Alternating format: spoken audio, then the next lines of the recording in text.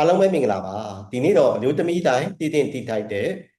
မျိုးသမီးတွေတွေးဆုံးချိန်မှာဆောင်ရန်ရှောင်ရန်ဆိုတဲ့အကြောင်းအရာလေးတွေကိုမျှဝေပေးခြင်းနဲ့ကြအဲ့တော့အခုကြည့်ရှုနေခဲ့တဲ့မိတ်ဆွေကအမျိုးသမီးတစ်ယောက်အသက်40ကျော်50ဝန်းကျင်မျိုးသမီးလားဒါမှမဟုတ်လေကိုယ့်ရဲ့မိသားစုဝင်ထဲမှာကိုနှမကိုအတော်ဒီလိုမျိုးပေါ့နော်မျိုးသမီးတွေရှိတတ်တဲ့မိတ်ဆွေလားပေါ့ဗျာโอเคဒါဆိုခဲ့ရင်တော့ဒီကျွန်တော်ပြောထားမယ့်ချက်လက်လေးတွေကအရန်ကိုအရေးကြီးတာကြောင့်မလို့တော့ view တစ် site လေးနားထောင်စီခြင်းနဲ့ဗျအဲ့တော့ main ကလေးတယောက်အသက်40ကျော်50နီးပါးပေါ့ဗျာတွေးဆုံးခံဒီအချိန်ကိုရောက်လာပြီဆိုခဲ့ရင်ရုပ်တရက်ကြီးလေပင်တို့ရင်ဘက်တို့မျက်နှာတို့ကနေပြီးတော့ပူတယ်တို့ညဘက်မှာချွေးတွေအရန်ကိုထွက်လာတယ်စိတ်ခံစားမှုကတယောက်ခရက်နည်းနည်းဖြစ်လာတယ်အရင်ကထက်ပူပြီးတော့စိတ်တူလွယ်လာတာလေးဖြစ်လာတယ်ပြီးတော့အိမ်မပျော်ဘူးလို့ຢာဒီမမှန်တာမျိုးတွေပေါ့နော်ဒါမျိုးလေးတွေကြုံတွေ့လာရပြီဆိုခဲ့ရင်ဒါကတော့စေတင်ညာခေါ် menopause လို့ခေါ်တဲ့တွေးဆုံးချိန်နဲ့ဆက်နေနိုင်ပါတယ်ဗျအဲ့တော့တွေးဆုံးတယ်ဆိုတာယောဂတစ်ခုလားဆရာလို့ပြောခဲ့မယ်ဆိုရင်မဟုတ်ပါဘူးနော်အဲ့တော့ဆရာရဲ့ပုံမှန်ပဲလက္ခဏာတွေပြလာတယ်ပေါ့နော်ဒါကတွေးဆုံးချိန်မှာဖြစ်တတ်တဲ့လက္ခဏာပါယောဂရဲ့လက္ခဏာမဟုတ်ပါဘူးအဲ့တော့ဒီလက္ခဏာတွေကကျတော့ခန္ဓာကိုယ်ထဲမှာပေါ့ဗျာဟော်မုန်းအပြောင်းလဲကြောင့်မလို့ဖြစ်တည်တာလားကြောင့်မလို့အဲ့လိုဆိုတဲ့အချိန်မျိုးမှာအစကတော့တွေးဆုံးတယ်ဆိုတာယောဂမဟုတ်ပေမဲ့လို့လေကိုကတွေးဆုံးချိန်မှာခန္ဓာကိုယ်ပြောင်းလဲလာမှုကိုပေါ့ဆဆနဲ့နေလိုက်ခဲ့မယ်ဆိုခဲ့ရင်တော့လေကိုကျမ်းမာရေးအခြေအနေထိခိုက်ပြီးတော့အခမတည့်ယောဂဖြစ်သွားတာမျိုးတွေနဲ့လေကြုံစေနိုင်တာကြောင့်မလို့ဒီနေ့ဒီဗီဒီယိုလေးကိုပြုလုပ်ပြီးတော့ကျွန်တော်အနေနဲ့တွေးဆုံးချိန်မှာဆောင်ရန်9ချက်နဲ့ရှောင်ရန်5ချက်ကိုကျွန်တော်ကမျှဝေပေးလိုက်ပါတယ်ဗျအဲ့တော့ဆရာဘာတွေရှောင်ရမလဲဆိုခဲ့ရင်နံပါတ်1ကတော့အာဟာရမျှတအောင်စားဖို့အတွက်တော့လိုအပ်တယ်ဗျတွေးဆုံးကန်ဒီမျိုးသမီးတယောက်ဒါမှမဟုတ်လေတွေးဆုံးပြီးကစမျိုးသမီးတယောက်ကကြတော့အာဟာရမျှတအောင်စားဖို့အတွက်လိုအပ်တယ်ဟင်းဟင်းရွက်တို့အသီးနှံတို့ပဲတို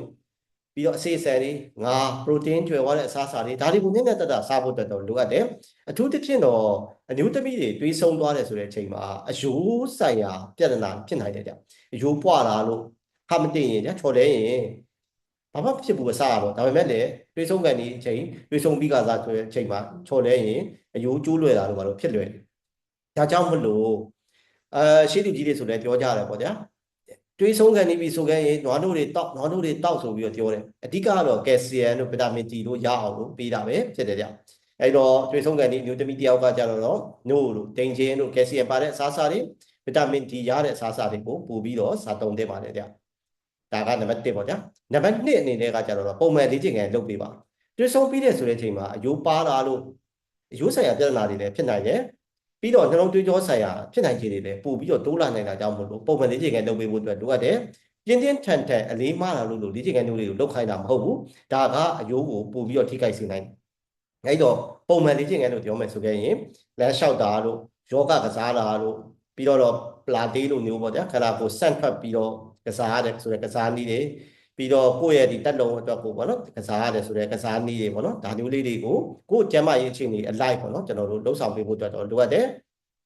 ကျွန်တော်အမြဲပြောလို့ရှိတယ်ကျန်းမာခြင်းတဲ့လူတယောက်အနေနဲ့တစ်ပတ်ကိုအနည်းဆုံးမိနစ်150လောက်ပေါ့နော်မပြင်းလို့မပြော့လို့တဲ့ပုံမှန်ကိုလက်လှုပ်ရှားလေ့ကျင့်ခန်းတစ်ခုခုကိုရရှိအောင်ကျွန်တော်တို့ဒါလှုပ်ဆောင်တင်းတယ်ဗျသူချင်းတော့တွေးဆုံးကန်ဒီလူတမီးတွေမှာဆိုရင်ပို့ပြီးတော့လှုပ်ဆောင်တင်းပါတယ်ဗျနောက်တစ်ချက်ကတွေးဆုံးတယ်ဆိုတဲ့ကာလမှာကျွန်တော်တို့ hot flash လို့ခေါ်တယ်ညနာရဲ့လေပင်တို့ဒီရင်ဘတ်တို့နော်အဲ့ဒါတဝိုက်မှာရှိတ်တိတ်နဲ့အပူရှိန်လိုမျိုးခံစားရတယ်ဗ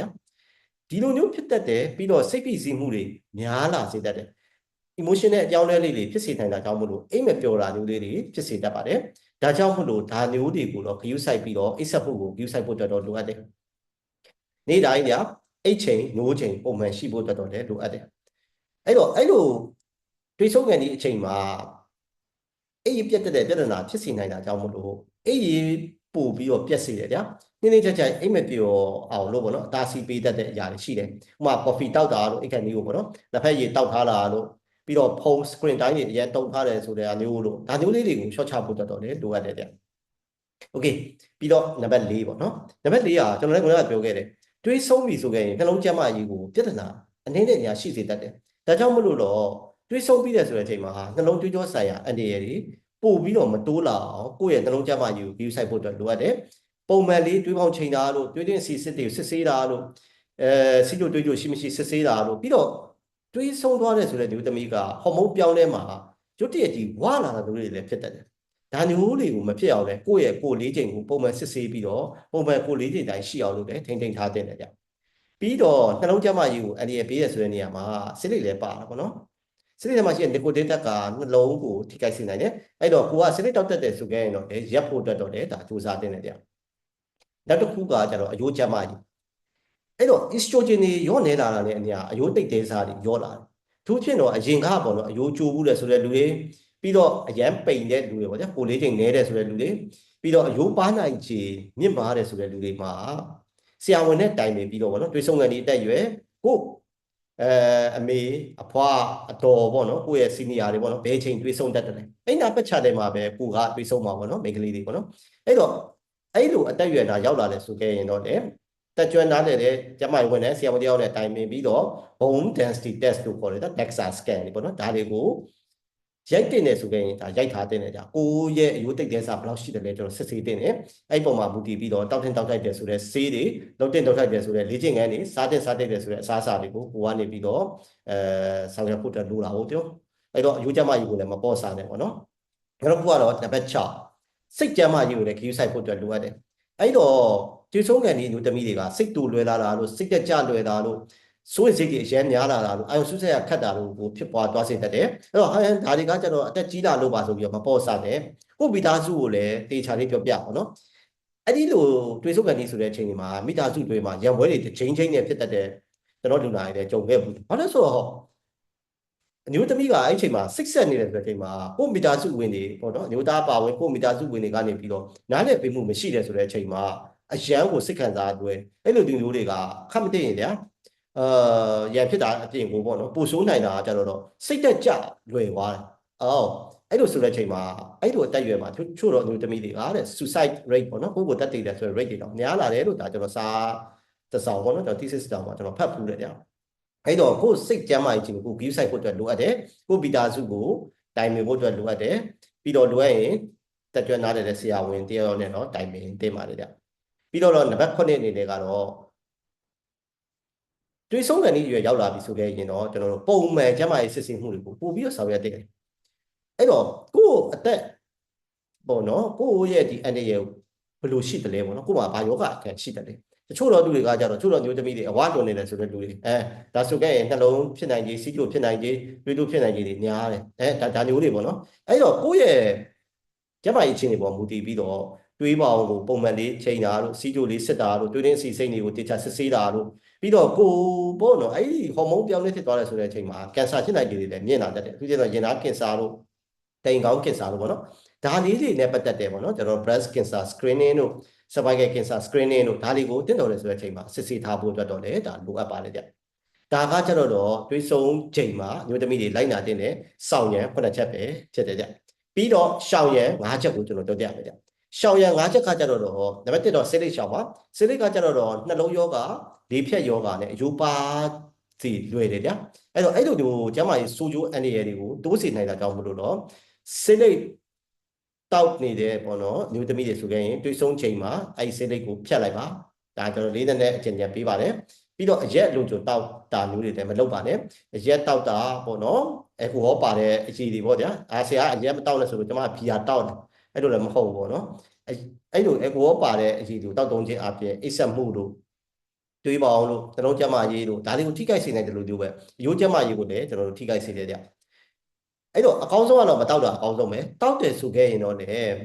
းပမာဏကိုကိုယ့်အနေကိုထိန်းချုပ်ဖို့အတွက်လိုအပ်တယ်အလွန်ကြုံမတောက်ဖို့အတွက်တော့ကျွန်တော်လေးနဲ့တိုက်တွန်းခြင်းနဲ့ဗျပြီးတော့နောက်တစ်ခုကတော့ caffeine ပါတယ်ဆိုတဲ့အရှိတွေပေါ့တဲ့ဥမာ coffee တို့လက်ဖက်ရည်တို့လည်းအလွန်ကြုံမတောက်ပါနဲ့အဲ့လိုတောက်ခြင်းအပြင်ကျွန်တော်တို့အစကားပါပေါ့နော်တွေးဆုံးကန်ဒီပါဖြစ်တဲ့ hot flash တွေပေါ့နော်အဲ့ဒါတွေကိုပိုဆိုးစေတယ်ကျွန်တော်တို့ပဲနှလုံးခုန်မြန်းတာတို့အိမ်မကျော်တာတို့ကိုပိုဆိုးစေတတ်ပါတယ်ဒါကြောင့်မလို့ caffeine ပါတယ်ဆိုတဲ့အရည်တွေနဲ့လက်ဖက်ရည်ကို short တောက်ပါလို့ကျွန်တော်ကအကြံဉာဏ်ပေးခြင်းတယ်ဗျ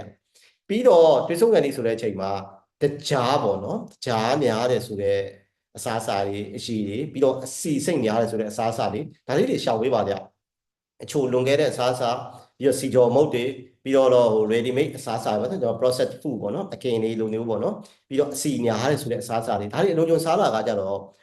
့ကိုလေးချိန်ကိုတိတိတတာကြီးတက်သွားစေတယ်ကြာပြောမယ်ဆိုအဝါဒုံလာလို့နဲ့ကြုံတွေ့ရစေတတ်တယ်အစတည်းကမှ estrogen အပြောင်းလဲမှာပေါ့နော်ဟော်မုန်းအပြောင်းလဲမှာအဝါဒုံလာမျိုးကိုဖြစ်စေတယ်ဆိုတဲ့အချိန်မှာကိုယ့်ရဲ့စားလိုက်တယ်ဆိုတဲ့အစားအစာတွေတောင်းမလို့အဝါဒုံလာဖြစ်သွားမယ်အဲ့ဒါအပြင်ကိုနှလုံးသွေးကြောကျန်းမာရေးကိုလည်းထိခိုက်စေနိုင်ပါတယ်ကြာဒါကြောင့်မလို့တော့ခါရရှိပြီးတော့မျှတတယ်ဆိုတဲ့အစားအစာကိုစားပြပါအဲ့ဒီတွေးဆုံးကန်နေဆိုတဲ့အချိန်မှာအချိုနဲ့အစီညားတယ်ဆိုတဲ့အစားအစာတွေကိုကျွန်တော်ရှောင်ကျဉ်စေချင်ပါတယ်ဗျပြီးတော့နောက်ဆုံးတစ်ချက်နံပါတ်5အရန်ကိုအရေးကြီးပါတယ်ဆရာပြောတယ်ဟော်မုန်းပြောင်းလဲတွေဖြစ်တယ်ဒါကြောင့်မလို့ကျမတို့ကတွေးဆုံးကန်နေဆိုတဲ့အချိန်တွေမှာဟော်မုန်းဆေးတွေတောက်လိုက်မယ်ဆိုတာမျိုးတွေကိုမတွေးပါနဲ့ကိုယ့်ဘောနဲ့ကိုဟော်မုန်းဆေးတွေ supplement တွေကိုမတောက်ပါနဲ့အဲ့တော့တွေးဆုံးကန်နေအချိန်ရောက်သွားတယ်ဆိုတဲ့အချိန်မှာဆရာပြောတယ်ကယ်ဆီယမ်နဲ့ဗီတာမင် D တွေလိုတယ်အဲ့တော့အလွန်ကျွံတောက်လိုက်မယ်ဆိုတာမျိုးတွေကိုရှောင်ကျဉ်စေချင်ပါတယ်အဲ့တော့တွေးဆုံးပြီဆိုတာနဲ့ဟော်မုန်းဆေးတောက်တာတို့ကယ်ဆီယမ်တို့ဗီတာမင် D တို့ herbal supplement တို့ကိုယ့်ဘောနဲ့ကိုကြ dose မြင့်ကြီးတွေမတောက်ပါနဲ့အဲ့တော့ hormone therapy ဆိုတာကကြတော့လူတိုင်းတဦးနဲ့တဦးကမတူညီနိုင်ဘူးဒါကြောင့်မလို့တက်ကြွနားနေတဲ့ဆရာဝန်နဲ့တိုင်ပင်ပြီးတော့မှလည်းတိကျတဲ့ dose ပေါ့နော်လိုအပ်တဲ့ dose ပမာဏကိုလာတယ်တောက်တုံးစေချင်ပါတယ်ဗျပြီးတော့ကိုယ်မှာကပေါ့နော်ဒီ hot flash တွေဖြစ်တာတွေများတယ်ညဘက်တွေမှာချွေးထွက်လာတယ်လို့အိတ်မပျော်ဘူးလို့အဲ့ဒီလက္ခဏာမျိုးတွေကြုံလာတယ်ပြင်းထန်လာခဲ့တယ်ဆိုခဲ့ရင်တော့ဆရာဝန်နဲ့တိုင်ပင်ဖို့အတွက်မမေ့ပါနဲ့တင့်တော်တဲ့ကုသမှုတွေကိုကျွန်တော်တို့ဒါပေးရမှာပို့လို့ပါဗျအဲ့တော့ဒါကတော့စောင့်ရံ9ချက်နဲ့ရှောင်ရံ5ချက်ပဲဖြစ်ပါတယ်ဗျโอเคအမျိုးသမီးတယောက်အသက်40ကျော်လာပြီ45ဝန်းကျင်ပေါ့ဗျာရေပြားကျတော့45ဝန်းကျင်မှာတွေးဆုံးတာများလာပေါ့နော်ပြီးတော့50ဝန်းကျင်ဖြစ်ကောင်းလည်းဖြစ်နိုင်တယ်ပေါ့နော်အဲ့လိုအသက်အရွယ်မှာတွေးဆုံးသွားပြီโอเคတွေးဆုံးပြီးတော့တစ်နှစ်လောက်ကြာတယ်ဆိုတဲ့အချိန်မှာကိုကကြာဥမာထားပါတော့အသက်44မှာရည်တွေးမလာတော့အသက်45 46တော့ကြာကြာပေါ့တွေးပြန်ဆင်းလာအော်ဒါကကြတော့တွေးဆုံးကန်ဒီမှာဒါပုံမှန်ဖြစ်တာပါလို့တော့မတွေးလိုက်တယ်ပြောမယ်ဆိုခဲ့ရင်တချို့တော့အမျိုးသမီးတွေကကြတော့ရာဒီမမှန်တော့ကြာတွေးဆုံးကန်ဒီဆိုတဲ့အချိန်မှာ3လလောက်ချုပ်သွားတယ်ပြီးတော့ပြန်လာတယ်3လလောက်ချုပ်သွားတယ်ပြန်လာတယ်ဒါမျိုးလေးတွေလည်းဖြစ်ကောင်းဖြစ်တတ်တယ်ဒါပေမဲ့လေကိုတကယ်တွေးဆုံးပြီးတော့တစ်နှစ်နှစ်နှစ်ကျော်တယ်ဆိုတဲ့အချိန်မှာတွေးပြန်ဆင်းလာတယ်ဆိုခဲ့ရင်တော့လည်းမပေါ့ဆပါနဲ့တစ်ခါတလဲလဲတွေးဆင်းလာခဲ့ပြီဆိုခဲ့ရင်တော့လည်းပို့ပြီးတော့မပေါ့ဆတင်ပါဘူးကြာအဲ့လိုဆိုတဲ့အချိန်မှာတကြွနားနေတဲ့ဆရာဝန်သူထင်တော့တောက်ဖတ်ပြည့်ဆရာဝန်ကိုတေချာသွားပြီးတော့ပြပြီးတော့လိုအပ်တဲ့စစ်ဆေးမှုတွေကိုကျွန်တော်လုပ်တင်ပါတယ်ကြာပြီးတော့ကျွန်တော်ကခုနကပြောခဲ့တယ်တွေးဆုံးကန်ဒီဆိုတဲ့အချိန်မှာလူကခန္ဓာကိုယ်ဖောက်ပြန်မှုတွေဖြစ်တယ်ပေါ့နော်မောလာလာလို့ကျွန်တော်တို့အသက်ရှူမဝလာလို့ဒါကြိုးလေးတွေဖြစ်တယ်ဒါပေမဲ့အဲ့ဒါတွေကအရန်ပြင်းတယ်ဟာပြီဗျာရင်ဘတ်အောက်လာအရန်ပြင်းလာပြီတက်ရှူမဝတော့ဘူးရုတ်တရက်ကြီးအားနေတဲ့လူမျိုးဖြစ်တယ်တကားပြောလို့မရတော့ဘူးဒါဆိုခဲ့ရင်ဟဲ့ငါတွေးဆုံးကန်ဒီမို့လို့ဖြစ်တာပဲလို့ပဲမပေါ့ဆနဲ့တော့ကြတော့နှလုံးယောဂါတို့လေဖြတ်ယောဂါတို့ပေါ့နော်တခြားတွေးရတဲ့ယောဂါတို့ကတွေးဖြစ်တာမျိုးလေးတွေကိုလွတ်သွားမှာဆိုလို့ပါဒါမျိုးလေးတွေဒီလက္ခဏာလေးဖြစ်လာခဲ့တယ်ဆိုခဲ့ရင်တော့လေအရေးပေါ်သေကုတာမှုခံယူသင့်ပါတယ်လို့ကျွန်တော်ကအကြံဉာဏ်ပေးခြင်းတယ်ကြာအဲ့တော့အဆုံးသက်အနေနဲ့ပြောကြမယ်ဆိုခဲ့ရင်အမျိုးသမီးတယောက်အတွက်မျိုးသမီးတွေအတွက်မီနိုပေါ့စ်လို့ခေါ်တဲ့တွေးဆုံးချိန်ဆိုတာဘဝရဲ့အဆုံးမဟုတ်ပါဘူးဒါကဘဝရဲ့နောက်တစ်ဆင့်ကိုပြောင်းလဲဝင်ရောက်သွားခြင်းပဲဖြစ်ပါတယ်ကြာအဲ့တော့မျိုးသမီးတွေတွေးဆင်းနေတယ်ဆိုခဲ့ရင်တော့မှတော်တော်အလုပ်ရှုပ်တဲ့ကိစ္စပါနော်တလားတစ်ခါဘယ်လိုခေါ်မလဲစိတ်တဲ့ကတိကအောက်ဖြစ်ရတယ်ပြီးတော့လေကိုဒီအညစ်အကြေးတွေကိုတလားတစ်ခါကိုတန်းဆင်ရတယ်အဲ့လိုကျွန်တော်တို့ရာသီတွေးလာငယ်လေးရက်တွေမှာဆိုရင်အပြင်မတွားရဲတာတို့ဒါမျိုးလေးတွေကိုဖြစ်စေတတ်တယ်တွေးဆုံးသွားပြီဆိုခဲ့ရင်ဒီလိုခြေနေတွေကနေပြီးတော့ကျွန်တော်တို့ဒါပျောက်သွားတယ်ပေါ့နော်ဒါဆိုတဲ့ရင်တွေးဆုံးတယ်ဆိုတာကကြတော့ကျွန်တော်တို့ဘဝဆုံးသွားတာမဟုတ်ဘူးဘဝရဲ့အဆင့်တစ်ခုကိုပြောင်းလဲတာလို့ပဲကျွန်တော်ကတော့ဒါတတ်မှတ်ယူဆရတယ်ကြအဲ့တော့အဲ့လိုတွေးဆုံးကန်ဒီဆိုတဲ့အခြေအနေမျိုးမှာအစားကောင်းကောင်းစားပေးပါလေ့ကျင့်ခန်းမှန်မှန်လေးလုပ်ပါအေးဝါအိပ်ပါနှလုံးနဲ့အယိုးကျန်းမာရေးကိုတေချာကြည့်ဆိုင်ပါပုံမှန်ကျန်းမာရေးတွေကိုစစ်ဆေးမှုတွေကိုဆောင်ရွက်ပါပြီးတော့မတည့်တဲ့အစားအစာတွေဖြစ်တဲ့ဆေးလိပ်တို့ဒါတွေရှောင်ပါပြီးတော့တချို့တော့ဆေးတွေပေါ့နော်ဟော်မုန်းဆေးတွေဒီ supplement တွေကိုကိုလိုဘောနဲ့ကိုလုံးမတောက်ပါနဲ့လို့ကျွန်တော်ကပြောပြချင်တယ်ကြအဲ့တော့တွေးဆုံးတာကကြောက်စရာမလိုဘူးတွေးဆုံးပြီးတဲ့နောက်မှာကျန်းမာစွာနေထိုင်နိုင်ဖို့ပဲလိုတယ်လို့ပြောကြရင်လည်းကျွန်တော်ရဲ့ဒီဗီဒီယိုညောက်လို့ပြောဒီမှာပဲဆုံးတက်လိုက်တယ်ဒီဗီဒီယိုလေးကကိုတိုင်တော့၎င်းတွေးဆုံးခဲ့နီးကပ်လာတယ်ပေါ့နော်ကိုရဲ့လူသမီးမိတ်ဆွေတွေတော့၎င်းပေါ့နော်သူတို့အတွက်အတုံးဝင်တယ်ဆိုခဲ့ရင် share လုပ်ပေးလိုက်ပါပြီးတော့ကျွန်တော်ရဲ့ဒီ YouTube channel လေးကိုလည်း subscribe လုပ်ရသေးခဲ့ရင် subscribe လုပ်ခဲ့ပေးဖို့အတွက်တော့လည်းတောင်းဆိုခြင်းနဲ့